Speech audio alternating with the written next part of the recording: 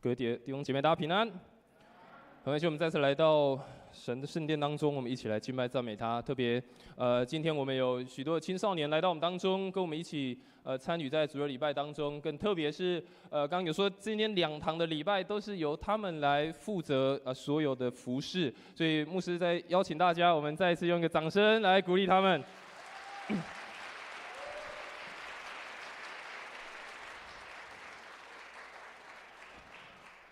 在我们每一个礼拜，在礼拜六晚上的时候，我们提摩太牧区，我们都会在对面聚会。晚上7点的时候，那透过每一次的聚会，透过每一次的小组，帮助这些年轻人，他们在这个生命的青少年的阶段，让他们可以在教会找到好朋友，在这个地方可以有学习成长的机会。更重要是帮助他们在信仰当中，他们可以有认识，甚至在他们的信仰当中。他们在认识当中，可以回应上帝在他们每一个人生命当中特别的呼召。所以牧师再一次邀请，每一个，如果你的家中或你发现你的邻居有这样子年纪的青少年，从国中一路到研究所，牧师都非常的欢迎他们在礼拜六晚上可以一起来参加在。礼拜六晚上7点参与提摩太牧区的聚会。我们现在提摩太牧区，我们现在大概有35到40个年轻人，我们每个礼拜一起在教会当中一起敬拜，一起分享，一起聆听上帝的话语。所以我们在每次的聚会当中，我们前面会有这个敬拜赞美的时间，我们会有一个破冰游戏的时间，我们也会有一个报告的时间，就如同是我们在主日的讲台。主日的礼拜我们也会有报告一样，当我们在提摩太的报告不一样的是，我们会除了教会牧区的消息，我们也会加入在国内、在社会或者是在国外国际当中的新闻。那这个目的是也帮助这些年轻人，他们在准备这些报告的资料，不仅仅只是关心他们身旁周遭发生的事情，不仅关心学业而已，也帮助他们有一个不一样的视野，去看见这个世界周遭社会发生的事情，并且也为这些事情来代祷。在我们每一次的前面的这些程序之后，我们会一段的时间，我们一起来分享上帝的话语，透过不同的主题，透过这些年轻人他们生命当中的一些疑问，来回答他们在信仰当中所想要追寻的，或在他们生活当中所遇到的困难。而在每次的信息后，我们也会有小组的时间。虽然我们的牧区我们现在有4个小组，虽然我们现在还没有设立确定的小组长，但是我们仍然用一个小组的方式，我们在运作，用不同的年纪，用不同的性别，让每一个人在小组当中，他们可以被关心到，在小组当中，他们可以彼此的分享，在小组当中，他们也可以彼此的祝福，彼此的祷告。所以在每一个礼拜六晚上的聚会，除了例行的聚会外，我们也的牧区也会不定期，我们也会举办一些特别的聚会，目的也是希望这些年轻人，他们除了在这里领受之外，他们也有机会去邀请他的同学，邀请他的朋友来到教会当中，来到牧区当中。而特别是我们在今年开始，我们的牧区每一个月我们都有一个特别的聚会，就是我们在每个月的第3周，我们会。我们现在开始先从教会当中的一些社青开始来邀请他们来到提摩太牧区，跟这些学生们来分享他们生命的历程，也分享他们在教会当中信仰的生活。透过这样的方式，也让这一群的提摩太的青年，他们透过各行各业，透过不一样的生命的历程，他们有一个新的看见跟学习。所以这在今年当中，我们有一个固定，就一个很特别的一个聚会。那当然，我们刚牧师有说到，除了例行的聚会，我们也会有不定期推出很多不一样的聚会，让每一个年轻人来参与聚会，他们就可以有不一样的获得，有不一样的一些成长跟收获。所以牧师再次邀请大家，鼓励若愿意可以把在你所认识的这群年轻人，邀请他们来到教会当中，也邀请我们的弟兄姐妹也继续为我们教会的青少年来祷告。为了我们教会的下一代来祷告，求神坚固他们的心，求神坚固他们，让他们在信仰、在课业、在人际、在他们的健康，在各方面当中都得着上帝的保守，让他们在人生的道路当中，因着有神的同在，因着有这个信仰在他们的生命当中，使他们真的有一个生命的更新。愿神赐福我们，也让我们今天早上不仅是年轻人带领我们一起礼拜，带领我们参与在当中，也愿今早神让我们在不同的世代当中，我们都一起经历到这位神他的奇妙。在分享上帝话语之前，我们一起来做一个祷告。亲爱的父神，感谢你，让我们在今早再一次来到你的面前，来敬拜你，来歌颂你的作为。主啊，谢谢你，让我们在过去一个礼拜当中，不论经历高山低谷，你都带领我们，好让我们今天可以平安的来到这个地方。愿神你赐福我们，在今天早上，我们每一个人可以打开我们的心，来听见你对我们所说的话，可以在今天早上，我们再次领受到你话语当中的奥秘，也帮助我们透过今早的礼拜，让我们重新思考青少年事工的重要，以及整体教会的建造跟发展。求你带领我们，将每个弟兄姐妹交在你的手中。祷告，奉主耶稣基督的圣名来求，阿们。今天我们的讲道我们会分成2个部分，前面牧师会有一个分享，之后牧师会邀请几位年轻人来到台上，他们来分享他们自己在教会当中他们所经历到的信仰，在教会当中他们在牧区在小组所经历到的他们的一些思考。所以牧师前半段我会讲快一点，我会把更多的时间留给他们，让他们可以好好的来分享他们所领受到的事情。但我们回到今天的主题，牧师要讲的是现在就是最好的时刻。今天牧师要跟大家分享的是现在就是最好的时刻。其实对这些年轻人来讲，是一个非常美好的时刻。当他们还年轻的时候，他们就来到教会当中；当他们还年轻的时候，他们就有机会接触到这个美好的信仰。当然，人生每一个阶段都是这个最好的时刻，但是更重要的是，这些年轻人当他们在长大的时候，当他们在面对未来的选择，如果可以帮助他们先寻找到一个正确的方向，先帮助他们找到一个人生的指引，那我想这是一个最棒的时刻了。传道书我们刚刚所读的经文，所罗门王他在晚年的时候，他写下这个智慧的文学，而在这个整个传道书有机会去读，那是他重新思想他人生所有的经历，重新去思想他一生当中所有的过程之后，他写下了传道书，包括了他自己一生的经历，但他也在那个当中看见了上帝的作为。而我们今天所读的这一段的经文，其实提醒了我们，正如我们刚刚所读的传道书的经文提醒我们，其实在面对我们每一个人的生命，都必须要保持一个积极的态度。对我们生命当中所面对的每一件事情，我们都要一个积极正面的态度。甚至对于可能不可期的未来，甚至我们不知道未来在哪里的时候，我们也不应该就因为这样放弃，或是因为这样就停止我们手中所在做的工作，或者是我们手中所正在预备的事情。所以这段经文非常的贴近我们的生命，非常贴近我们许多人可能生命当中的情况，再次的提醒我们，在重要的那个时刻，在那个现在的时刻，其实就是我们可以回应的时刻。所以今天我们要透过这段的经文，牧师要跟大家一起来分享，用圣经的话语，我们也来想想看，在这些年轻人的生命，特别在他们的信仰的生命当中，现在就是一个最好的时刻。现在就是一个最好的时刻。第一个要来跟大家分享的是呢，就是现在就是一个全心交托的时刻。第一个就是现在是一个全心交托的时刻。在年轻人成长的过程，其实非常的快速，而且很多事情是超乎我们所想象的。所以刚刚在经文当中，我们所读到传道书第11章第4节，他说：如果你要等到风调雨顺，你就永远撒不了种，永远不能收割。如果要什么都准备妥当了，觉得什么都已经没问题了，都已经成功了，我才要继续，才要开始做下一步。这个经文告诉我们一件事情：如果只是要等待，觉得那个才是最好的时机，觉得现在不是时机，那永远撒不了种，永远没有办法下定决心做某些的事情。对于这些年轻人来讲，如果你家中有年轻人，如果你是父母，或者是你是已经是阿公阿嬷了。就是你一定会经历那个小孩要成长到青春期的那个阶段。我们多数都会很期待我们的孩子这些青少年成长，而且是可以非常的有成就，非常的成功，甚至他们可以在他们的专业当中，在他们所学当中，好像可以很快的找到一个出路。但我们知道长大只有一次，你从国中到高中10岁到18岁，高中到大学到22岁，其实时间过了就过去了，你不会回到18岁，你不会回到12岁，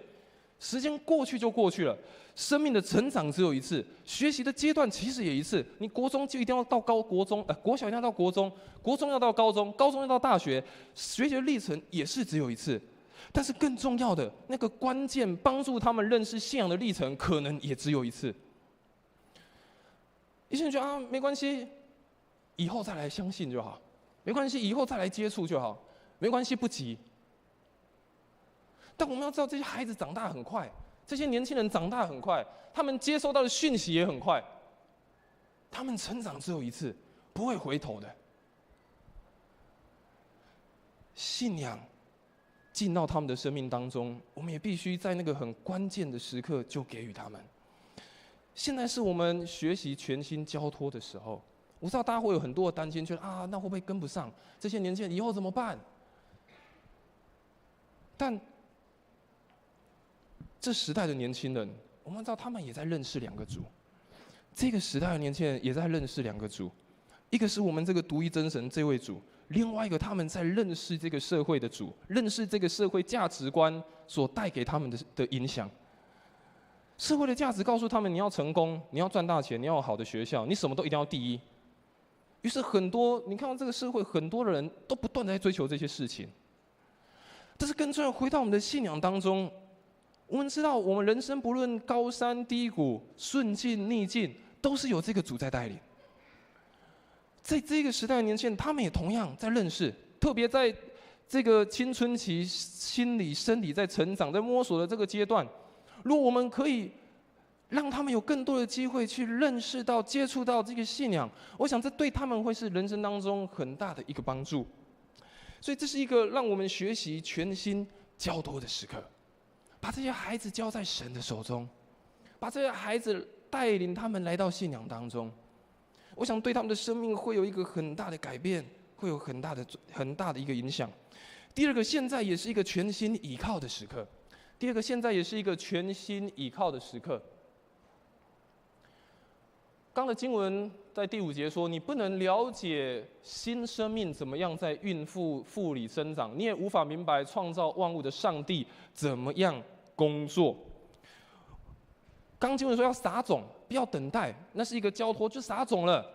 但是当我们撒种，我们会很期待说赶快长出来，赶快长大，赶快可以让我有好的收成。我们期待收割，期待丰盛，期待赶快看到一个结果。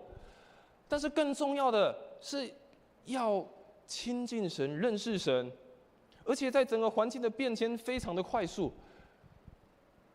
整个时代跟我们想象的已经不大一样了。这些年轻人所遇到的困难跟挑战，可能跟我们以前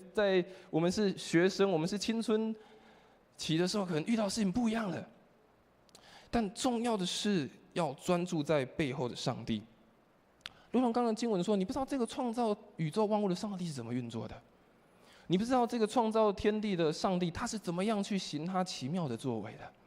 所以让我们学习一件事情，是专注在背后的上帝，让这些年轻的生命，将这些年轻的世代，在这样的变迁的环境当中，不仅我们学习专注背后的上帝，也让他们去学习专注在背后的上帝带下来的作为。所以刚刚有说到，这是一个很重要的历程，他们的心理、他们的生理有很大的变化，我们很难以捉摸。我想我们在座每个人，如果你已经超过18岁了，你都经历过青春期。你知道那个青春期带来我们每一个人生命很大的翻转，带来生命很大的改变。但是越是这样的时刻，越我们没有办法理解的时候，我们不知道上帝的作为，但是也在这样的时刻求神给我们智慧，特别是做父母的，特别你家中有青年的，求神给我们智慧，让我们可以看见在这些年轻人他们每一个生命成长独特的阶段，而且善用他们不同的恩赐跟特质。因为我们不知道上帝在这个背后，在这个年轻人的背后，他怎么样成就他的事情。我们不知道上帝在这个年轻人的生命当中要如何呼召，要如何的拣选他。所以我们求神给我们智慧，看到不论在教会的青年，或在你家中的青年，都让我们可以看见他们独特的一面，都让我们可以看到上帝在他们生命当中所要产生美好的工作。第三个牧师要继续跟大家分享的是，现在也是一个全心撒种的时刻。不仅现在是一个全心交托、全心倚靠，那我们在现在也是一个要全心撒种的时刻。刚刚的经文说到，你早上晚上都要撒种，因为你不晓得所撒的种是不是都能生长，也不晓得早上撒的是不是比晚上的好。经文说，不知道早上还是晚上哪一个好，所以他说你早上晚上都要撒种，在任何的时刻你都必须要撒种，都必须把那个信仰的种子放到里面。所以竭力撒种，殷勤耕地，完成我们手中每一个人的工作。青少年的事工，青少年的工作，不是只有靠这个牧区的辅导，不是只有靠教会的牧师们、教会的这些长子们来管理。我想每一个弟兄姐妹们都有一个共同，我们必须要一个共同的看见，我们都要一起来耕作，一起来耕耘我们教会的下一代。所以不是等预备好了才做，觉得哇这些年轻人好像已经聚集了很多，然后我们再来做，或者是我们什么事情都预备好了，觉得 OK 了，我们才来耕耘这群年轻人，我们才在这样的时刻当中去陪伴他们，去鼓励他们，去激励他们。而是在任何的时刻，当我们有机会跟这些年轻人接触的时候，那都是我们可以有一个撒种的时刻。所以教会，甚至每一个弟兄姐妹，特别你家中有青年的，我们都有一个责任，我们要描绘出下一个世代的一个美好图像给他们看。而那个图像，就是我们每一个人的生命。我们每一个人的生命怎么样表现出来，他们就会看到这是这个信仰未来的模样。我们每一个人的生命，我们每一个人的言行，我们每一个人的见证，都会让这些年轻人看到信仰未来的样子是什么。所以，每一个重要的时刻，每一个可以撒种的时刻，那都是我们每一个人可以参与的。我们每一个人都有这样的一个责任，去让他们看见，这是这个信仰的未来，看见这个教会的未来，看见一个相信耶稣基督人他的生命会是什么样的一个结果。所以先透过这段传道书的经文，让我们有一个不一样的思考。对于这些年轻的生命，我们可以用怎么样的态度，我们去面对，把他们交在神的手中，把他们放在依靠在神的带领。更重要，我们也不断的在他们的内心当中撒种，用我们的生命，用我们的话语，用我们的言行去感动、鼓励他们，描绘出一个未来的样子。这时候牧师要邀请我们牧区当中5位的年轻人，他们要一起来分享，在这个时刻，这个最好的时刻，他们在牧区、在小组、在教会当中，他们所经历到的，他们所学习、所成长到的。而最后牧师也邀请他们分享他们在教会当中，在这个信仰当中，他们每一个人的期待，他们每一个人的一些想法。所以这个时候呢，我们一起拍手来欢迎这5位年轻人一起到台上来，一起跟我们一起分享。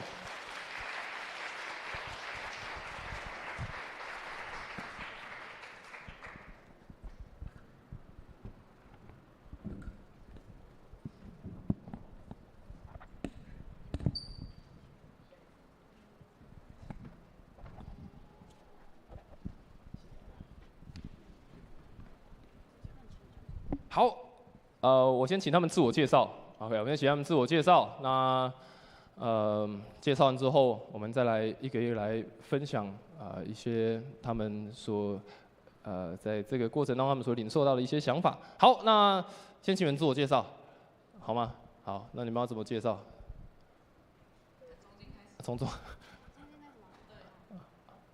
好，大家平安，我是穆怡婷，今年升大2。平安，平安，平安。大家好，我是洪真宇，我今年硕2准备毕业了，然后在提摩太跟基甸都有聚会这样子。平安，平安。大家平安，我是曾妍欣，今年要升高1。平安，平安。大家好，我是杨乐多，今年也要升高1。大家平安，我叫刘新凯，今年升高2。好，我们原本是有国中代表、高中代表，然后大学研究所代表哈。OK， 好，那我们要有几个问题要请他们一起来分享哦。那我期盼透过他们的分享，我们也可以一起来一起来透过他们的所说的，再让我们知道，在这个教会当中，在这个信仰当中，对他们的鼓励及成长是什么。好，但首先我要先邀请他们分享，就是从小到大你那个长大对于教会的印象是什么？就你从小到大啊，对教会最深的印象，或是很深刻的事情，就从你吧。我是第2代的信徒，然后我在妈妈的肚子里就来教会了，所以我是一个在教会长大的一个孩子。然后我在3岁的时候，我就开始参加教会的主日学，我们一起唱诗歌、读经，然后玩游戏。虽然有时候可能我那班可能只有我一个学生，但是主日学老师还是很用心，教导我跟陪伴我，所以我要趁这个机会感谢那些曾经教过我的主日学老师。好，来妍希。好，我也是从小就是基督徒，然后我是小学3年级到富祥教会的，然后我印象蛮深刻的就是我们在高年级有个很好的老师，就是他都会准备很好玩的活动给我们高小班玩，然后我们都很期待每个礼拜日，然后我也因为这样子就对圣经故事有更多认识。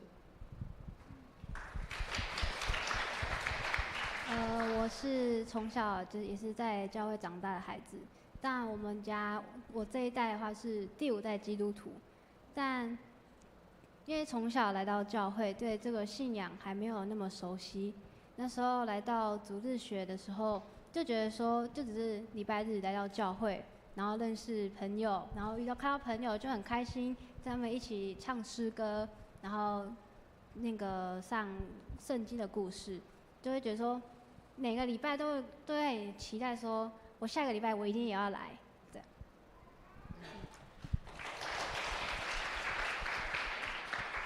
我从小到大是在一个传统信仰家庭长大啊，所以对教会没有经验，也没有印象。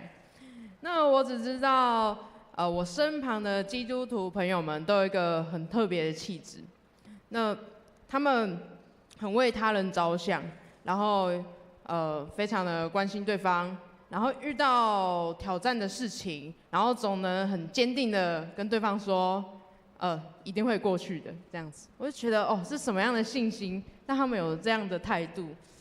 那还记得高中的时候，我的高中老师，他是一个很虔诚的基督徒。那我当时正在考模拟考，然后考得很差，我那个时候满心绝望，哭着跟老师讲说，我觉得我没有学校读了怎么办？然后他就说，那个。不要担心啦，一定会有你适合的路可以走这样子。我当下就觉得说，是什么样的信心吗？还是就是什么样？为什么他可以心中没有害怕，然后这样子讲出非常有信心的话这样子。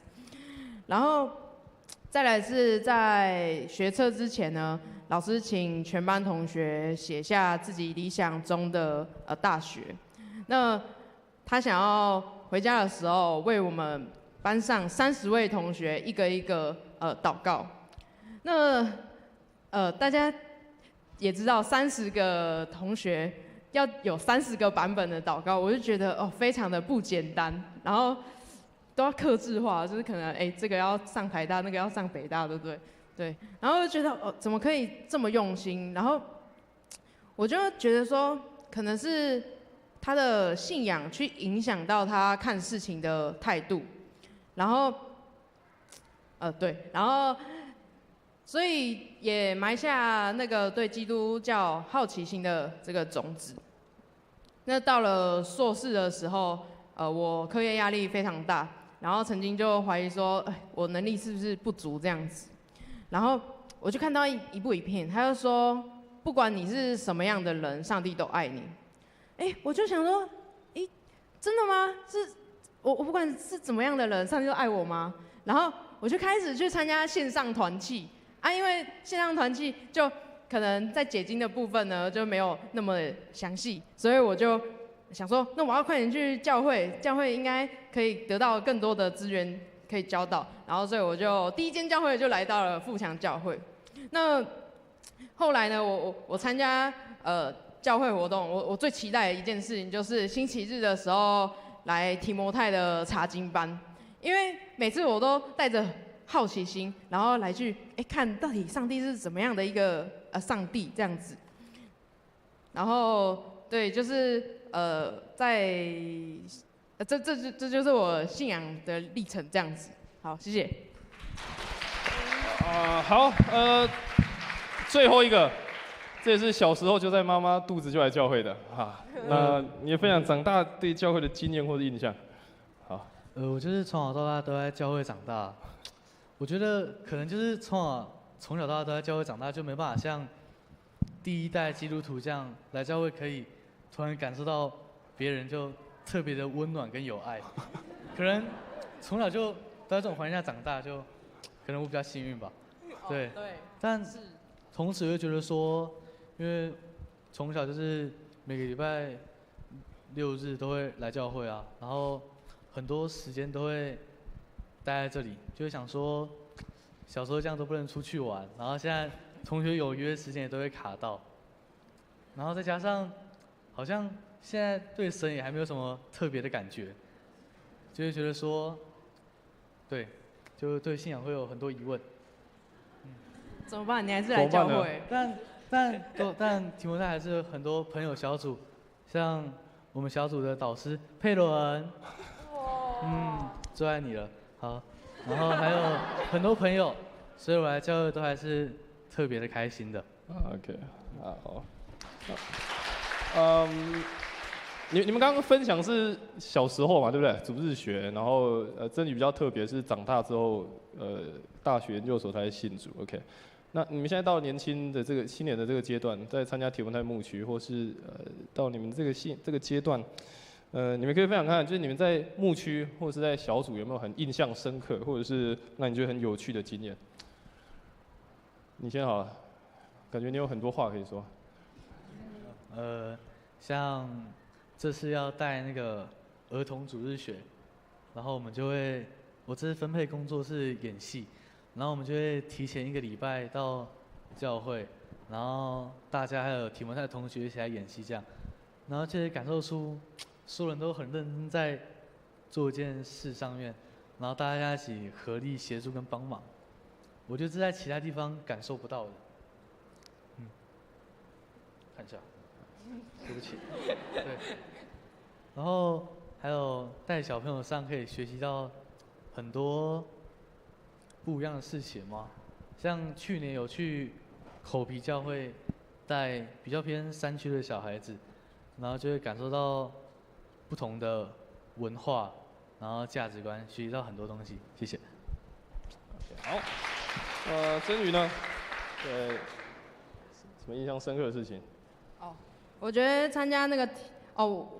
天才好管家，然后我是担任队服，然后我觉得这件事情让我蛮印象深刻吧，因为我们平常在牧区是被牧养的角色嘛，所以对于带小朋友其实也不是说非常有经验，但是我们大家就凭着自己在牧区得到的爱吧，然后去想要分享给小朋友这样。那我觉得恩琪同学非常的好，他真的是每次营队完呢都会召集我们，然后会后有一个可能自己一起吃饭这样子，然后我们吃饭的讨论内容呢都是在讲说我们要怎样可以变得更好，或者有什么调整的地方，或者当天遇到什么样的困难。那虽然就是我们也只是一个就是队服或是机动组的成员，可能可以做的非常有限，但是我觉得那个凝聚力是一个还蛮棒的一个很可贵的一个力量，因为这将成为未来教会的一个力量，然后去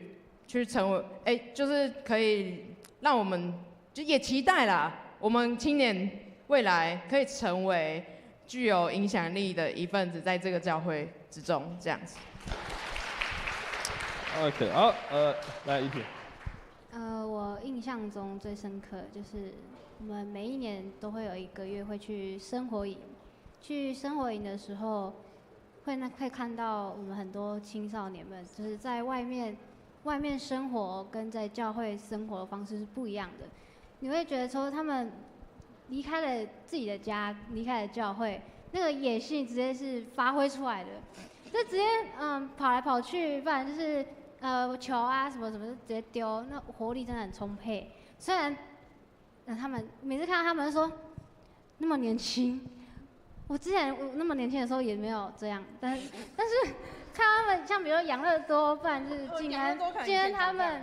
对，就是每个人球啊就说走走走打球什么之类的，就会觉得说都这么累了，怎么还有那个体力又要去打球，就觉得很佩服他们的体力，这样，就是还有可爱的一面，这样，谢谢大家。OK， 好，妍希呢，在参加牧区有没有什么印象深刻的事情？我是没有什么印象深刻，但我很喜欢题目派的小组时间，就是可以跟大家分享自己的近况，或者是讨论一些对信仰上的看法，以及牧师当天讲的主题。然后我觉得这跟学校不一样，就是可以跟教会的朋友聊更多。对，就是这样。好，新凯呢？最后一个。就是刚才乐多讲了，我们有一次有去新化的口皮教会服侍，那一次我们主要的任务就是陪伴他们，然后教导他们。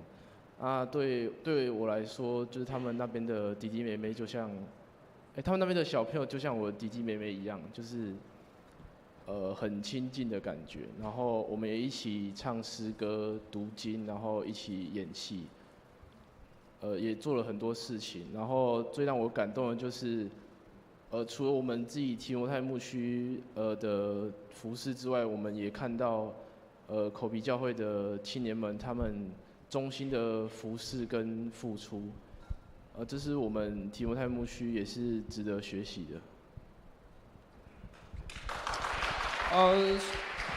所以他们每一个人在牧区当中，他们看到的不一样，在牧区当中，每一个人所经验到的东西也不一样。但，更重要的是透过这些不同的经验，这些深刻的印象。接下来我要请他们再分享一件事情，其实跟刚那个主题有点类似，是在这些经验当中，在他们这些很深刻的事情当中，对他们来讲，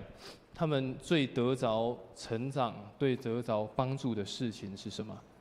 好，那我们要顺着回来，好不好？就新凯先。然后就是我在加入提摩太之后，我们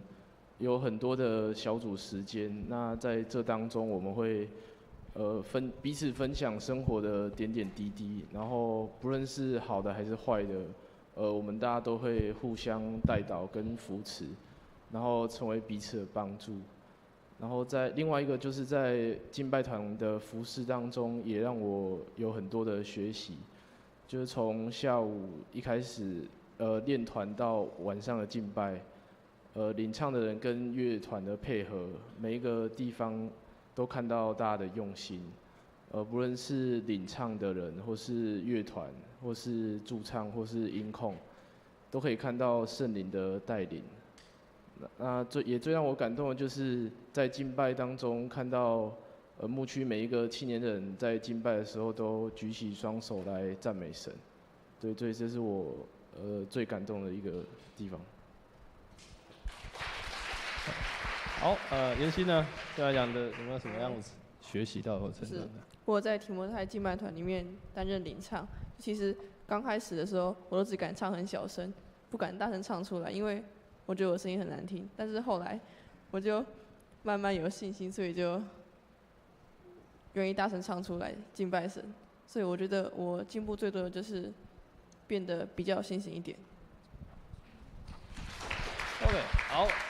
怡婷呢？我在提摩太最大的帮助就是让我勇敢的参与服事，不管是敬拜团的服事，或者是戏剧的表演，或者是一些小组的事工，都感谢神赐下这个恩赐在我的身上，让我能够献上我自己在服侍能够为主来做工，也来见证神美好的恩典。这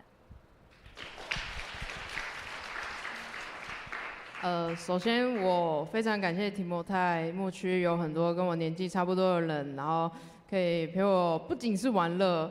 更是平常不管是有圣经上的疑惑的时候，或是需要帮助的时候，他们都会一起来讨论，或是为我祈祷。然后也很感谢牧师还有师母，然后在我们信仰非常的算是有点动摇，有点不明白上帝心意的时候，他们总是呢可以让我们进行立即性的提问或是回应。然后对于我们这些初信者，或是我啦，初信者，然后是一个很大的帮助，这样。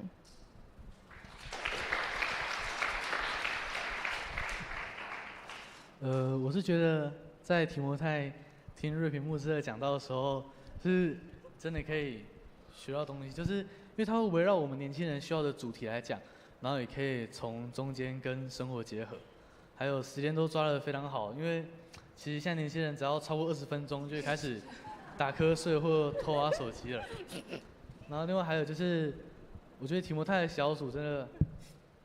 非常有爱吧，就是我们每个礼拜基本上都会约出去打球之类的，然后就算小组老师特别忙，都还是会努力抽空时间出来陪我们出去一起打球。然后还有我也有在提摩太担任领唱，然后也是常常会被提醒服侍的态度，所以这是还是需要学习的。谢谢。对，所以在对每个人非常的不同哦，每个人的有学习到成长收获也都不同。OK， 好，那最后我要请他们分享哈，我要请他们分享他们每一个人他们自己对于这个信仰的期待是什么，然后也请他们分享他们对于整个教会对于这个信仰的看见，他们所想象的是什么。好，那最后我们再顺回去好不好？就杨乐多，好，杨乐多你先。对信仰的期待，就像我刚才讲，其实我还没有对神有什么感受，然后也常常会想说，我来教会是为了什么？然后花了这些时间，对我生活真的有帮助吗？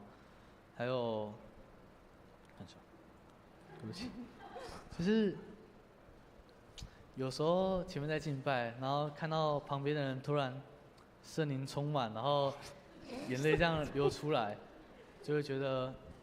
怎么其他人都有这样的感受，是我还不够认真之类的。然后也听很多牧师来讲过他们的见证，就觉得还有点遥远吗？所以我对信仰，我会为你祷告。谢谢。所以我对信仰的期望应该是可以感受到神的存在吧。OK， 好，不断的去认识他。OK。真宇呢？真宇，换我了。对。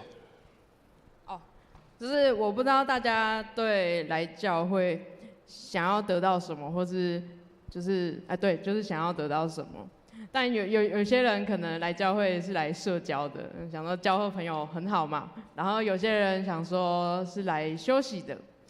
那对我来说，我一开始来教会真的是来休息的，因为来教会，没有人会去问你说，你今天实验进度做得如何？还是说，你实验做得好不好这样子的问题？也的确真的是，这里让我可以放轻松。大家也都很关心彼此，但是呢，就是有的时候就在学校可能发生了一些事情，然后来教会抱怨一下，然后发现好像那个心里也不会说比较舒服吧，因为你抱怨完那个事情还在啊，然后所以有时候我觉得我心里就蛮缺乏、蛮枯竭的吧，所以我就蛮希望说教会里面或是小组里面可以多一点信仰上的讨论，不管是在生活中或是在读圣经的时候这样子，因为就是唯有灵里的成长，我们才能脱离那些束缚，那些对自己的定罪也好什么的，对。然后再来是，我觉得我们虽然提摩太或是基业牧区的人呢，可能年纪都比较轻，然后大家可能会看我们说，就是年纪轻轻，可能还不懂什么。但我觉得，如果教会就像我们的家的话，我们应该要像在家一样，要做一点家事吧。希望可以透过做家事的方式，然后来增加对教会的归属感，这样子。好，感谢。好，我对信仰的期待就是能够更认识神，因为像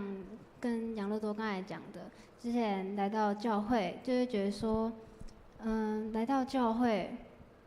这个信仰是什么？是会对这个信仰觉得是充满了疑惑，就会觉得说，这个教会可能这个信仰，可能就是从妈妈那一辈传过来的一个信仰。但是你没办法真正去体会说，圣灵真的充满在我们每一位的心中，就是也是透过刚才杨乐多刚才说的，人家在敬拜的时候可能会流泪，或者是会跪下祷告什么之类的，会觉得说，会在旁边疑惑，觉得说，他们在做什么，或者是为什么会突然跪下去什么之类的。但经过我这几周，可能因为压力的关系，然后在家听诗歌的时候，我也突然跪下来流泪。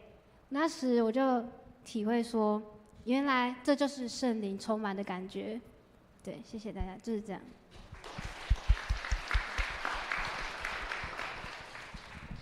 就我得跟怡婷差不多，就希望可以更认识神，然后了解信仰上的东西，就这样。给你压轴。我对信仰的期待就是，除了现在还是学生的身份以外，我也希望继续能够在牧区聚会，然后，听从牧师的教导，然后把握每一次服侍的机会。更重要的是就是打好信仰的根基，然后也跟牧区的青少年彼此学习、彼此成长，然后成为彼此的属灵伙伴。谢谢。所以从这些年轻人的生命当中，你发觉它是一个的阶段，从他们还可能幼稚园、主日学开始接触到这个信仰，到年轻，其实他们还是有很多的疑问。虽然有成长、有得着，但对他们来讲，他们还是在寻求这个信仰。所以回到其实牧师一开始在跟大家分享，其实这是我们不仅是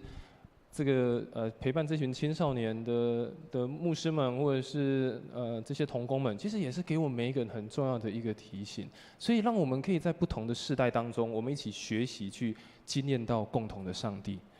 其实我们不同的世代，我们也都在找寻上帝，我们也都在寻找这个信仰对我们的意义是什么。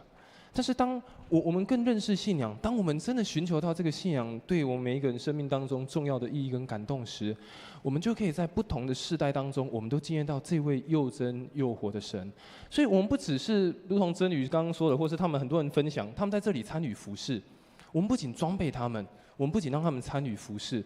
让他们认识信仰的真理，我们也让他们在这里可以起来继续的服事。我们不只服侍他们、装备他们，我们也要让他们可以站起来，让我们的教会是成为一整个群体，让我们的教会在每一个世代当中是更加的完整，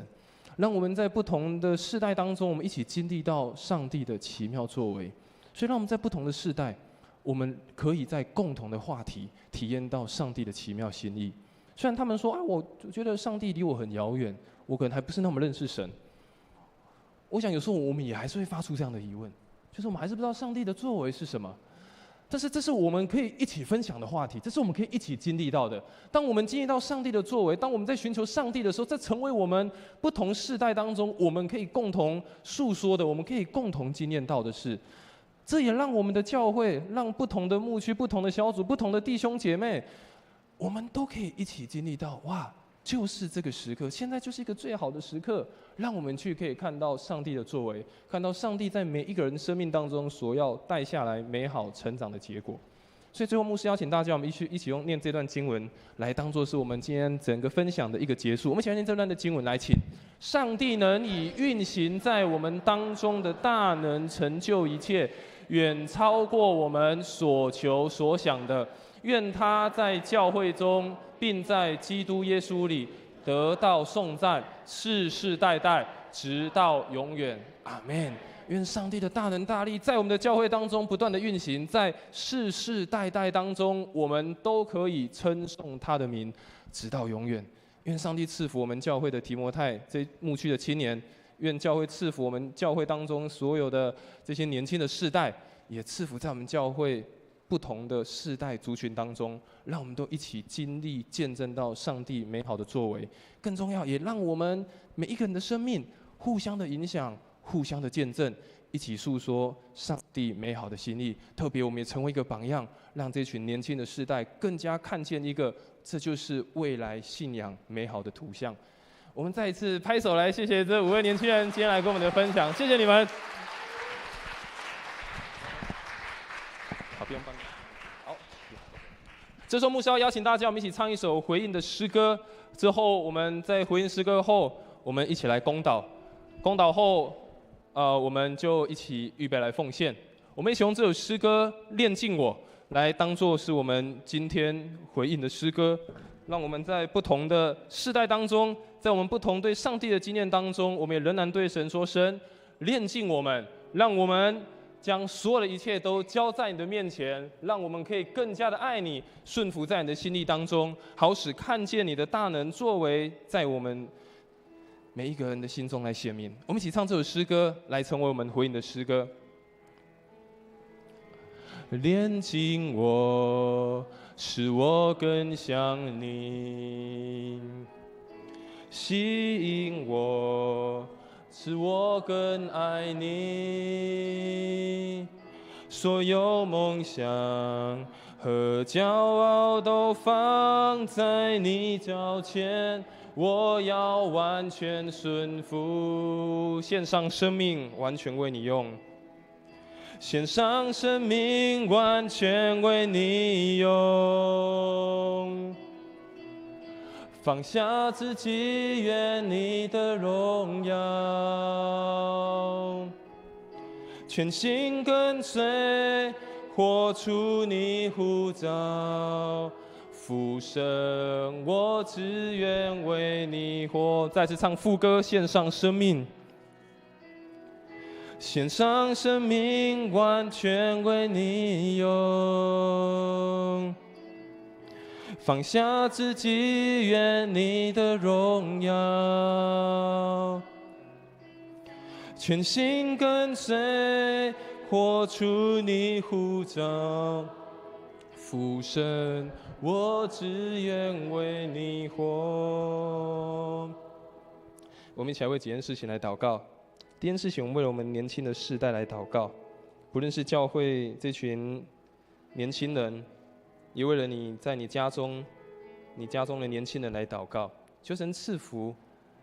在这个年轻的世代当中，虽然这个环境变迁很快速，有许多的诱惑，有许多的挑战。但当我们把他们交在神的手中，当我们完全交托、完全依靠，相信神必带领他们，在那个生命当中最美好的时刻，来彰显他的奇妙作为。我们一起为了教会的青少年，为了你家中的青少年来祷告。第二件事情，我们也为我们的教会来祷告。特别我们教会要迈向50周年，这是一个非常重要的时刻。求神让我们在不同的世代当中，让我们在不同的时间点，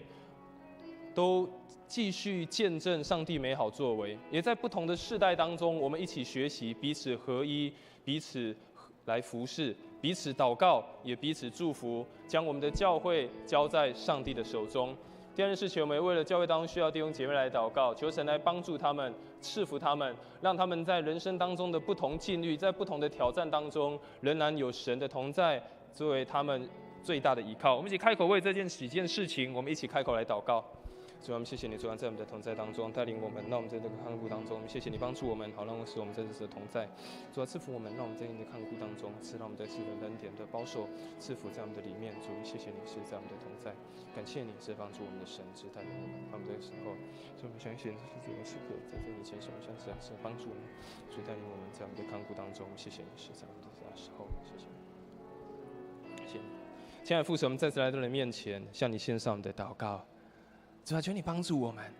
让我们可以更像你，让我们可以更加体贴你的心意，让我们可以更加明白你在我们生命当中的美好计划。主啊，我们特别将这个世代的年轻人交在你的手中，因为我们相信在他们的生命当中有你最美好的计划。主，我们相信这是一个最好的时刻，这是一个最美好的一个季节，你要在这些年轻的生命当中来动工。当他们年轻的时候，就愿意来进到教会当中，愿意来接触这个信仰的时候，主啊，就相信你要成为他们一生的主。主啊，就相信要在这个时刻，你要来赐福他们，让他们一生当中知道有这位独一的真神在他们生命当中来开道路。主啊，帮助这个时代的年轻人，帮助在他们人生遇见疑惑、遇见挑战的时候，主啊，你亲自来对他们说话。主啊，你来感动他们的内心，好让他们真实的认识到你就是那位又真又活的神。主啊，我们也为我们的教会来祷告，在我们教会要即将迈向一个50周年，一个非常重要的一个里程碑，让我们不同的世代，我们都一起合一，一起来兴起建造我们的教会。让我们透过我们的祷告，透过我们的奉献，透过我们的服事，透过我们的参与，一起来看见神你在这间教会所要成就的美好事。主啊，也因着我们每一个人的参与，因着我们每一个人的摆上，求主你赏赐足够的恩典在我们的身上，也特别将每一个需要的弟兄姐妹交托在主你的手中。主啊，你知道每一个人的需要，主，你听见每一个人在你面前的祷告，听见每一个人在你面前发出的呼求。主啊，求你照你的心意来成就这一切。主啊，求你在你那个最美好的时刻来赏赐给这些需要的弟兄姐妹，因为主你是那个最良善、最美好的神。主啊，相信在每一个人生命当中有那个最美好、最完备的计划，帮助每一个人。因着你是我们的大牧者，带领我们经过人生的高山低谷，因着你是我们人生的大牧者，我们就不致缺乏。帮助我们每一个弟兄姐妹，让我们更深的也经历你，紧紧的跟随你。感谢你，祷告奉主耶稣基督的圣名来求，阿们。这是我们请我们的司会来带领我们来做奉献。